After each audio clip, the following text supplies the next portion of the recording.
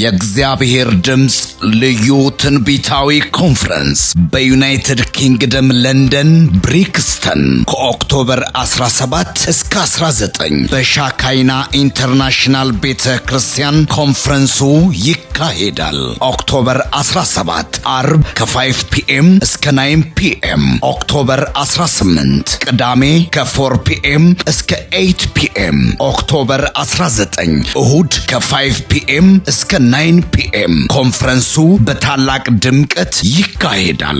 በዕለቱ እግዚአብሔር ለምድራችንና ለዓለማችን በረከት አድርጎ በኃይል ቀብቶ ያስነሳው የእግዚአብሔር ሰው ፓስተር በቃሉ ለማ የእግዚአብሔርን ቃል በኃይልና በስልጣን ያገለግላል። እንዲሁም ለበርካታ ዓመታት በዝማሬዎቹ የተባረክንበትና የተጽናናንበት ተወዳጁ ዘማሪ ዳግማዊ ጥላሁን በዝማሬዎቹ ያገለግለናል። ልጅ መውለድ ለሚፈልጉ ለመካኖች ፍሬያማ እንዲሆኑ በቅባት ይጸለያል። አስደናቂ የትንቢት ጊዜ፣ የፈውስና የታምራት ነፃ የመውጣትና በመንፈስ ቅዱስ የመሙላት ጊዜ ይሆናል። ስለሆነም በዩናይትድ ኪንግደም ለንደን የምትኖሩ ኢትዮጵያውያንና ኤርትራውያን በሙሉ ሁላችሁም ተጋብዛችኋል።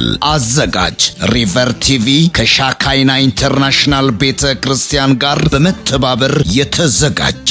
በስክሪኑ ስር ባለው አድራሻ ያገኙናል። ሁላችሁም ተጋብዛችኋል።